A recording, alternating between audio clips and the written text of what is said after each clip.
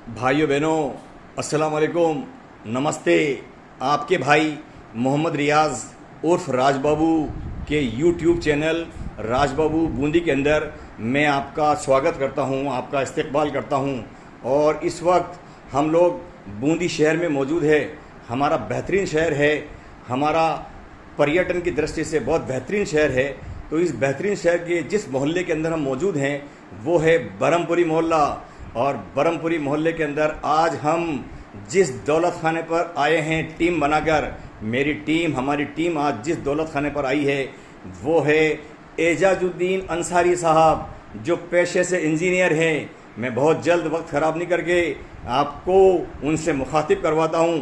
और सबसे पहले मैं आपको ये बता दूं कि हमारी टीम यहाँ पर इसलिए आई है कि इन्होंने कोटा शहर के अंदर अभी बेहतरीन काम अंजाम दिया है। तो मैं आपसे उनको मुखातिब करता हूं और सारी बातें हम उनसे करते हैं। ये देखिए, ये हैं हमारे एजाजुद्दीन अंसारी साहब। अस्सलाम वालेकुम हज़रत। वालेकुम अस्सलाम। आपका हमारे दर्शकों को फुल परिचय दीजिए, your full introduction. I am Ejazuddin Ansari, superintending engineer, water resource department Kota. आप कोटा के अंदर वाटर रिसोर्स डिपार्टमेंट के अंदर सुपरिटेंडेंट है। अच्छा, आप थोड़ा सा हमें वीडियो का हम आगे ले जाएं, उससे पहले आप थोड़ा सा हमें आपकी परवरिश के बारे में बताएं।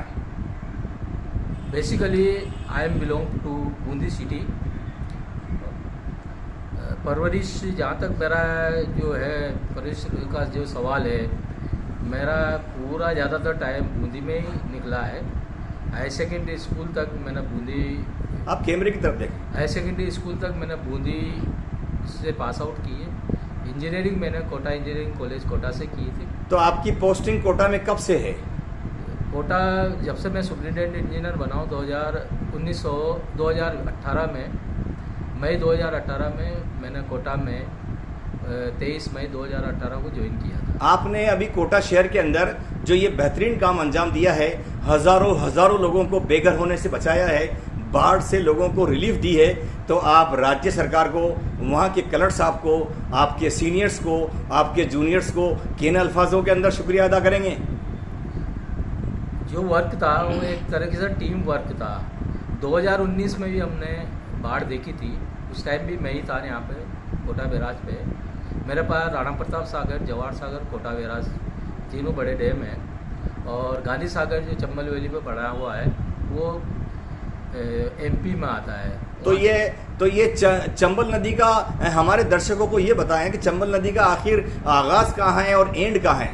चंबल नदी जो है आगाज़ मऊ गांव है इंदौर के पास में, वहाँ से शुरू होती है और एंड ये जो इटावा जो है आगरा के पास, वहाँ जाकर यमुना में मिलती है।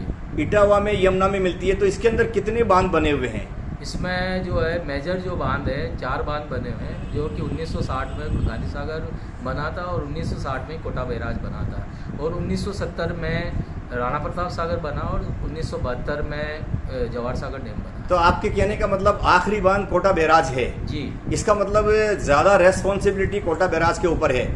तो आपने ये सारा काम जो अंजाम दिया, आपने लोगों को बाढ़ से बचाया और सभी तरफ आपको शुक्रिया अदा किया गया। तो आपकी प्लानिंग के बारे में थोड़ी डिटेल में बात करें। क्या प्लानिंग रही, क्या सोच रही, कैसे किया, किन का सपोर्ट रहा, पेपर वर्क कितना किया? जहाँ तक जो बाढ़ का सवाल है, 2019 में भी इसी तरह की बाढ़ थी। उस टाइम में जो है गांधी सागर और हम लोगों को कोऑपरेशन तो था, पर गांधी सागर वालों ने हमारी बात उस टाइम पूरी तरह से मानी नहीं थी।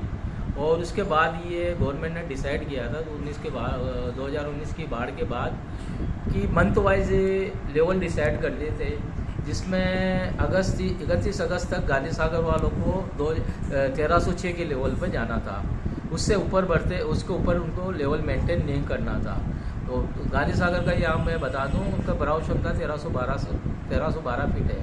पर जिस तरीके से वहाँ पे जो बारिश हुई थी गांधी सागर के कैचमेंट में और राणा प्रताप सागर के कैचमेंट में, तो बारिश के हिसाब से ऐसा लग रहा था कि वो स्थिति 2019 जैसी स्थिति आ सकती है।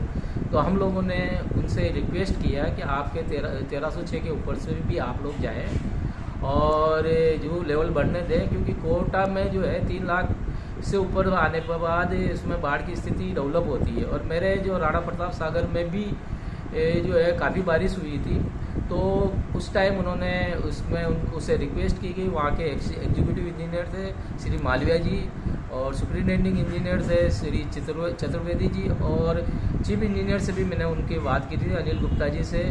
और जब उन्होंने मेरी बात पर थोड़ा गौर नहीं किया, तो मैंने दिल्ली भी बात करी। मिस्टर सेंगर जो इस चंबल वैली प्रोजेक्ट को देखते हैं, उन्होंने हमारी ऑनलाइन मीटिंग करवाई, और हमने उनसे रिक्वेस्ट की थी कि आपके पास अभी काफ़ी मार्जिन है, आप इसको कंट्रोल करें, वहाँ पर अपने लेवल बढ़ने दें, और हम लोग यहाँ कंट्रोल वे में निकालेंगे। क्योंकि 21 अगस्त को और की रात को और 22 अगस्त की रात को राणा प्रताप सागर की कैचमेंट में बहुत बारिश हुई थी, और उसका पानी हमारे 4 लाख के आसपास पहुँच रहा था। उन्होंने हमारी बात मानी और उन्होंने अपने लेवल बढ़ने दिए, तो उस वजह से जब उनका लेवल वहाँ पर जब उनका इनफ्लो 9 लाख तक पहुँच गया था, उसके बाद जो 1310.18 का लेवल हो गया, उसके बाद उन्होंने सारे जब तक हम कंट्रोल कर चुके थे, और हमारे वहाँ राणा प्रताप सागर में भी मार्जिन था, और उसके बाद उन्होंने खोला तो हमने मैक्सिमम 5,20,000 क्यूसेक की कोटा बैराज से खोला।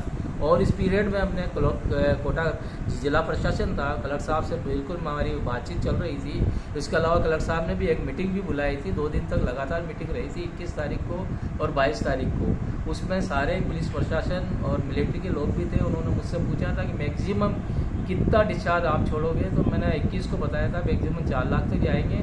और 22 तारीख को जो बात हुई तो मैंने उनसे कहा था मैंने मैक्सिमम हमारा 5 लाख तक जाएगा, और ज़्यादा अगर कैचमेंट में बारिश होती तो 6 लाख तक, आप 6 लाख तक की बस्तियों को खाली करा कर रखें। और उन्होंने ये काम अंजाम दिया, और हम 22 तारीख को मैक्सिमम 5,20,000 क्यूसेक डिस्चार्ज कर पाए, और समय रहते हुए सारी जो भी जहाँ पर पानी जाने की संभावना थी वो बस्तियाँ खाली करा दी थी। तो इस तरीके से वहाँ पर किसी तरह की जान मान की हानि नहीं हुई। तो आपके कहने और आपके बॉडी लैंग्वेज और आपके अल्फाजों से मुझे ये लग रहा है कि आपने मेहनत बहुत करी है। क्या तैयारी करते हैं आप, किस तरह की जनता को इन्फॉर्मेशन देते हैं पानी छोड़ने से पहले?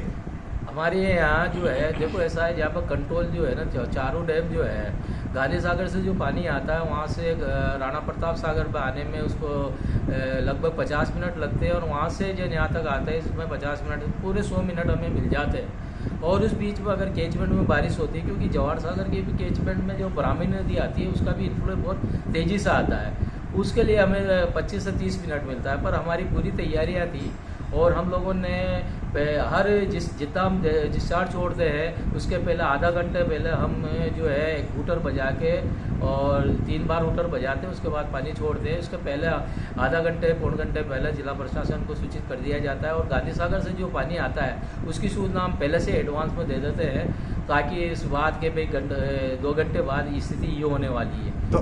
तो आप आगे से कॉन्फिडेंट हैं कि कोटा शहर के अंदर अब बाढ़ के जैसे हालात नहीं बनेंगे? जी हाँ, बिल्कुल। अब तो संभावना काफ़ी कम है, और अब तो बिल्कुल नगण्य सी है, उसमें जो अब बाढ़ की स्थिति नहीं आएगी, क्योंकि गांधी सागर का भी लेवल आज की तारीख कभी बारिश बहुत ज़्यादा हो जाए और कंट्रोल से बाहर बात हो जाए, तो कोटा शहर के बाशिंदों को आपकी तरफ से क्या तो मैसेज है और क्या एहतियात के कदम उठाने की सलाह है? देखो हमारी पूरी एक्सरसाइज है, हम जितना डिस्चार्ज, क्योंकि कोटा बैराज से अभी तक इतिहास में 7,10,000 क्यूसेक छोड़ा हुआ है, जो कि हमने 2019 में किया था। इसके अलावा हमारी हर डिस्चार्ज पे हमारा ये मार्किंग हो रही है कि किस डिस्चार्ज पे कितना लेवल पहुंचेगा और कौन सी बस्ती में पानी जाएगा। और जहाँ तक जो है अभी आने वाले समय में गांधी सागर से हमारा कोऑपरेशन बहुत अच्छा है, और कोशिश यही रहेगी गांधी सागर का जो है गेटों की जो पानी छोड़ने की क्षमता 4.5 लाख क्यूसेक है, अगर उनका पास ज़्यादा पानी आता है और उसके बाद लेवल बढ़ते हैं तो 5 लाख पहुँच सकता है। इससे ज़्यादा की संभावना कम लग रही है। और अभी तो इस साल तो एक तरीके से जितना आना था वो आ चुका है, अब तो मुश्किल है, अब तो कोई चारों चंबल नदी के चारों बांधों में से किस बांध का एरिया सबसे ज़्यादा है पानी छोड़ने से और दूसरे बांध में पहुंचने तक? मेन जो भराव क्षमता जो है वो गांधी सागर की है, उनका 7,300 MQM पानी गांधी सागर में भरा जाता है, 2,900 MQM पानी हमारे राणा प्रताप सागर में भरा जाता है, 67 MQM पानी हमारे जवाहर सागर में भरा जाता है, और 112 MQM पानी हमारे कोटा बैराज की क्षमता है। जो मेजर जो पानी को कलेक्ट करने की जो है वो गांधी सागर और राणा प्रताप सागर है। तो हम लोग इस हिसाब से अगर वहाँ पर जो अगर गांधी सागर में अगर ज़्यादा बारिश होती तो एडवांस में हम राणा प्रताप सागर को इस तरीके से खाली करके रखते हैं कि अगर कोई ज़्यादा पानी भी आता है तो हम उसको एब्जॉर्ब कर सकें। तो ये 1960 के अंदर आप कह रहे हो गांधी सागर बना है और अपना कोटा बैराज भी बना है, तो इनकी लंबी उम्र कितनी है? लंबी डिपेंड करती है मेंटेनेंस पे। ये क्या है कि सभी डैम जो है कंक्रीट के बने हुए हैं, मैसोनरी और कंक्रीट के डैम हैं। इनकी लाइफ अभी 100 साल की होती है। फिर भी हमारे अभी हम लोगों ने इनके रिहेबिलिटेशन में जो है सेंटर ये वर्ल्ड बैंक का एक प्रोजेक्ट है dam improvement rehabilitation phase second, उसमें इनके प्रपोजल भेजे हुए। तीनों डैमों पे 182 करोड़ के काम है और अभी वो जो है वो प्रपोजल अभी CWC सेंट्रल वाटर कमीशन के वहाँ पेंडिंग है। हमारी कोशिश है जल्दी इसको उस पर सेंक्शन जल्दी आने की संभावना है। आप ये महसूस करते हैं कि 4 के बजाय एक बांध और होना चाहिए?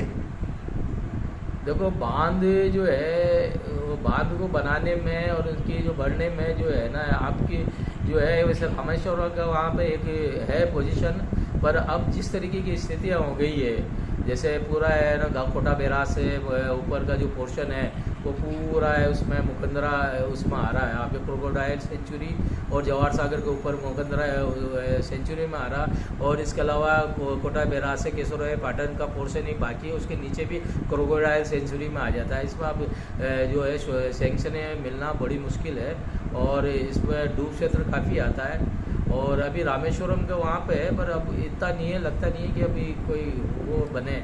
इंटरलिंकिंग का जरूर चल रहा है कि अब चंबल नदी को हम लोग जो है चंबल का पानी हम लोग है ना बनास में भेजने का और इसको कनेक्ट करने की बात चल रही है। चंबल से जो है नोरारा डैम हमारा बन रहा है, उसका पानी हम लोग गलवा से बिसरपुर ले जाने की प्लानिंग है। अगर कहीं किसी मुकाम के ऊपर बाढ़ आ जाती है तो वो तो एक आपदा होती है, और उस आपदा के अंदर मेडिकल रिलीफ सोसाइटी, कलर साहब वगैरह सब कुछ करते हैं। आपका डिपार्टमेंट क्या रोल निभाता है उस वक्त? उस वक्त हमारा डिपार्टमेंट का जो मेन इशू है जो रहता है वो मेन चीज़ जो है बाढ़ को जितना हम कंट्रोल कर सके और जितनी जल्दी पानी को वहाँ से रिलीज हो वो हम करते हैं और उसकी प्लानिंग करते हैं कि कम से कम लोगों को डूब में आए और पानी का भराव कम से कम समय रहे। कोशिश यही रहती है हमारी। आपने ये बताया कि मेरा रिलेशन बूंदी शहर का है, मैं बूंदी शहर में मैंने पढ़ाई करी है, आपका ये शहर है, यहाँ आपकी परवरिश हुई है, तो बारिश के मौसम में बूंदी शहर में भी ऐसे हालात बन जाते हैं, तो what is best future of Bundi in floody period? देखो बूंदी में जो फ्लड आती है एक तो जैत सागर की वजह से आती है और एक नवल सागर की वजह से असर ये है।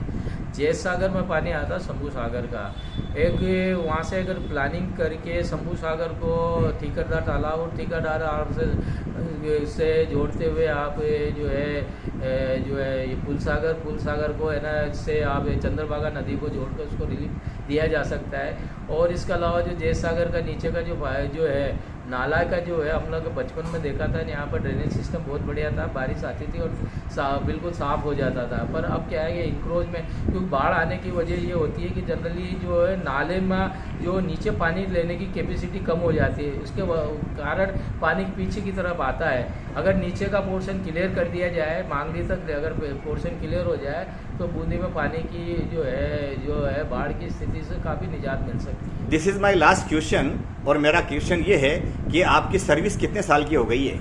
मेरी सर्विस जो है मैं वाटर रिसोर्स डिपार्टमेंट में 96 में मैंने ज्वाइन किया था, उसके पहले मैं PWD में था और मेरा 2026 में मेरा रिटायरमेंट है। अभी मैं सुपरिटेंडिंग इंजीनियर हूँ। तो 2026 में रिटायरमेंट है और 2022 चल रहा है, 4 साल बाकी हैं, तो इस 4 साल के अंदर जनहित में जनता के फायदे के लिए क्या बड़ा काम अंजाम देकर रिटायर होना चाहते हैं आप?